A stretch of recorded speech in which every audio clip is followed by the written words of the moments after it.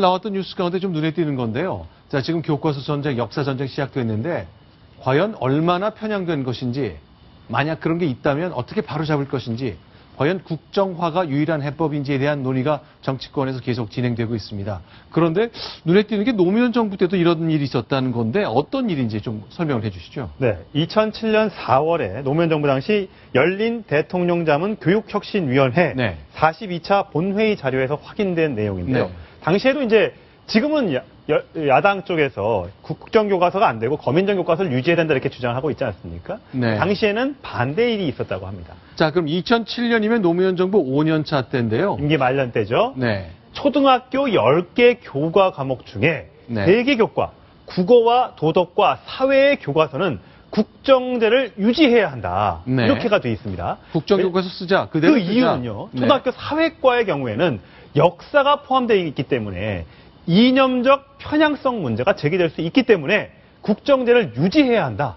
이렇게 얘기했습니다. 자, 바꿔 얘기하면 제가 해석을 좀 덧붙이자면 초등학교 사회교과서도 국정이 아니라 거민정식으로 여러 출판사가 만들게 되면 거기에 포함된 한국사 관련 내용이 이념적 편향성을 다룰 수 있고 그렇게 되면 논란이 생길 수 있기 때문에 일단 국정교과서를 그대로 유지하자. 그런 얘기죠. 예, 다른 건 몰라도 국어, 도덕, 사회는 네. 국정교과서로 가야 된다. 이렇게 주장을 하는 거죠.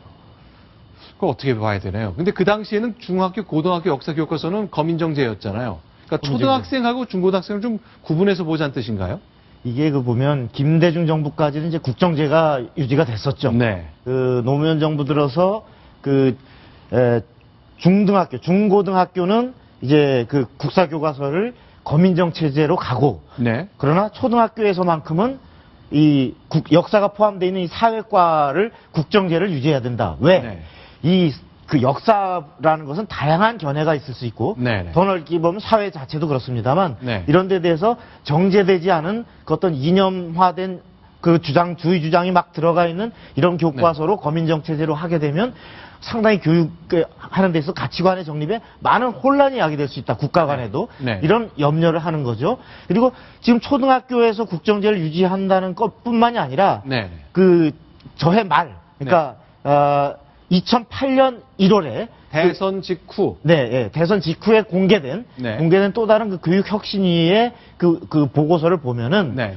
어떤 이제 중고등학교도 거민정제로 가지만 여기서도 역시 국사교과서에 대해서 우려하는 바가 있습니다. 네. 그 이념화 어떤 그 이념적 편향성이 상당히 우려될 수 있기 때문에 이 부분을 유의해야 된다라고 네. 하는 대목이 있는데 네. 제가 보기에는 저런 배경이 노무현 정부 들어서 많이 이른바 뭐 반미면 어때? 네. 뭐 하고 또 과거사를 많이 뒤집는 네. 이러한 이른바 그 좌편향 논란이 많았기 때문에 네. 저것이 끝나가는 임기 말에 저는 한 일종의 권력 누수 현상이 아니었나. 네. 다시 말해 정부 쪽의 그 교육 자문 혁신이지만 네. 이 정부가 끝나고 나서 이것이 어떻게 기록될 것인가에 대한 본인들의 혁신위의 의견을 어쨌든 집약하다 보니 어떤 다음 정권의 정권이 바뀌어서 이제 보수 정부로 넘어갔을 때 어떤 이런 부분에 대해서 지적하지 않았다라고 하면 네. 결국은 좌편향되는 그렇게 넘어가는 데 대해서 어떤 지식인들이라는 게 아무 지적도 안 하고 위원들이 있었느냐 네. 이러한 어떤 비판을 우려해서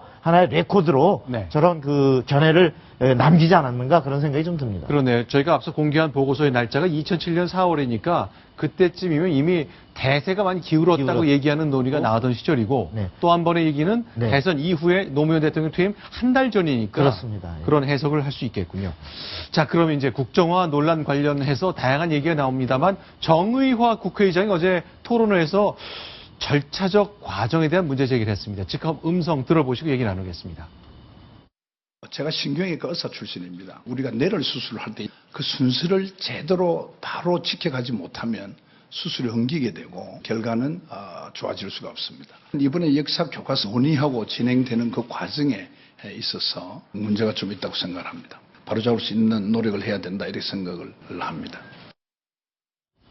절차에 대한 것 너무 좀 일방적으로 먼저 쭉 나갔다 하는 지적을 하는 것 같죠? 그렇죠. 이제 이념적 편향성이 있다면 어떤 것이 문제가 있고 공청회나 다양한 국회 논의 과정을 거친 뒤에 추진해도 늦지 않을 텐데 그런 과정이 좀 생략됐다. 네. 또 지금 이제 여야가 좀 첨예하게 맞붙은 예비비 사용 문제에 대해서도 그것도 지금 절차적으로 좀 문제가 있다는 지적이 좀 나오고 있거든요. 오늘 네. 이종걸 원내대표는 또 그랬어요.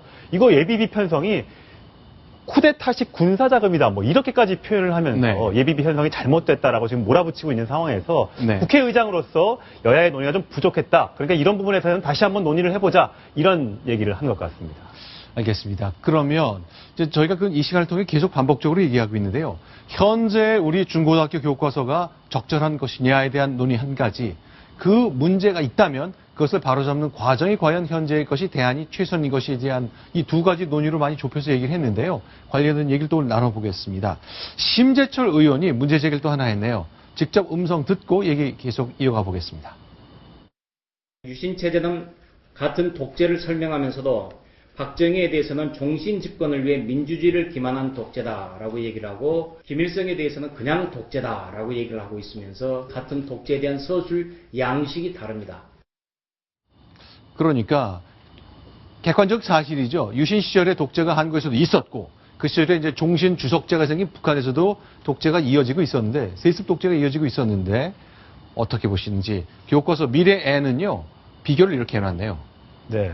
표현 자체가 좀 이상한데요. 이 박정희 전 대통령의 유신에 대해서는 종신 집권을 위해 민주주의를 기만한 독재라고 표현을 해요. 328쪽에 나와 있고. 네. 북한에서도 독재가 있었는데 사회주의 헌법이 제정되어 독재가 강화되었다. 이게 아래 위만 놓고 보면 주어를 빼고 나면 네. 어떤 게 박정희 정권에 대한 독재고 어떤 것이 김일성 독재를 얘기하는지 분간하기 힘들 정도 저렇게 표현을 해서 네. 과연 저 교과서를 배우는 학생들이 독재에 대해서 어떤 생각을 갖게 할지 참 네. 걱정이다. 이러면서 네. 요즘에 최근에 과연 역사 교과서 뭐가 문제냐 이러니까 네. 선대위장에서 계속해서 저런 사례들을 발굴해서 네. 공개를 지금 하고 있는 상태입니다. 지금 저런 내용, 저도 저게 네. 오늘 발언이 있어서 네.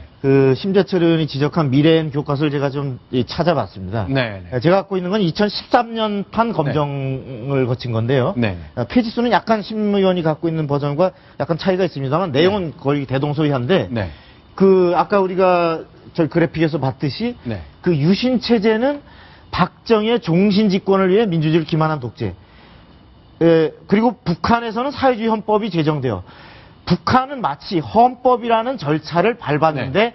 독재가 좀 강화된 거다라는 드라이한 비판을 하고 있고요. 사실은 이 헌법 개정을 통해 주석제가 생겨서 북한이야말로 종신 집권이 그때 기획이 됐던 거죠. 북한의 헌법이야말로 헌법이라고 할 수 없는 그야말로 장식물이고 네. 물론 유신헌법도 분명하게 헌정체제를 일탈한 그런 잘못된 법이었습니다마는 네, 네. 그것을 마치 남한의 독재는 헌법적 근거도 없는 네. 상황에서의 민주주의를 기만한이라고 하는 굉장히 그 가치 평가적인 이런 표현이 들어가 있는 반면에 네. 북한에 대해서는 드라이하게 표현하고 있다. 네. 이것은 사실 저것만이 아니라 또 여러 교과서에서 뭐냐면 우리가 북한은 토지 개혁에 대해서도 네. 북한은 무상몰수 무상분배로 해서 마치 모든 사람이 다 토지를 소유한 것처럼 어떤 착시 현상을 일으키는 표현이 있고 네. 남한의 토지 개혁은 북한을 따라서 마지못해 흉내낸 불철저한 개혁인 것처럼 정반대로 네. 표현하는 이런 것들이 있는데 네. 이것은 표현과 그 어떤 서술 체계가 네.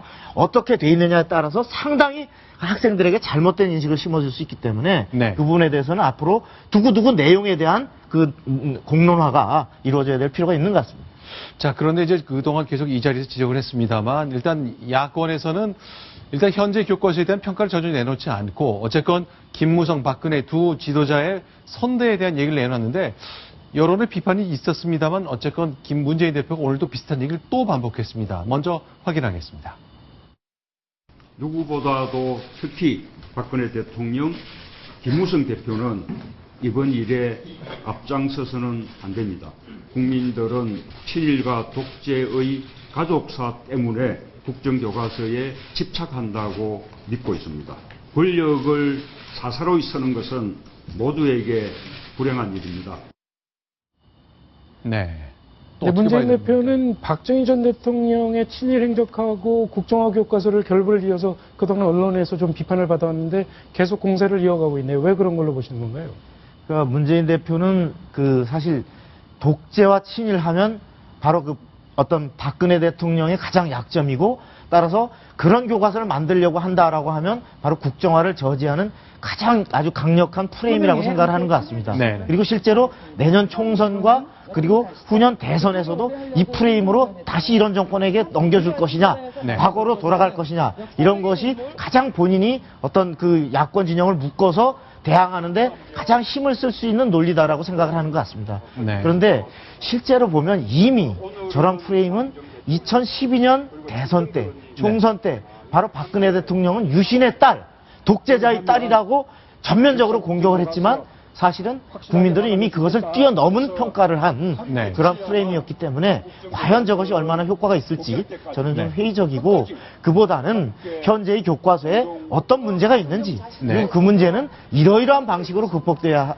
한다라고 하는 그 내용을 갖고 얘기하는 것이 보다 효율적이지 자칫 저 부모들의 선대까지 연결시켜서 마치 헌법에도 어긋나는 연좌제적 발상으로 하면 네. 그야말로 현 대통령에 대한 인신공격으로 비칠 수 있지 그 내용에 대한 합리적 토론으로 느껴지지 않는 그런 좀 효과가 있지 않을까 그런 우려가 듭니다. 알겠습니다. 문재인 대표가 오늘은 신촌, 연세대학교가 있는 신촌을 방문해서 교과서와 관련된 정부에 대한 자신의 생각을 내놨는데 어쨌건 한 포인트를 놓고 야권 연대가 지금 이루어지고 있는 모습인데요. 어떻게 흘러갈지 계속 추적해 보도록 하겠습니다. 이번에 정치권 이슈 하나 더 보겠습니다. 순위 확인하고 계속 이어나가겠습니다.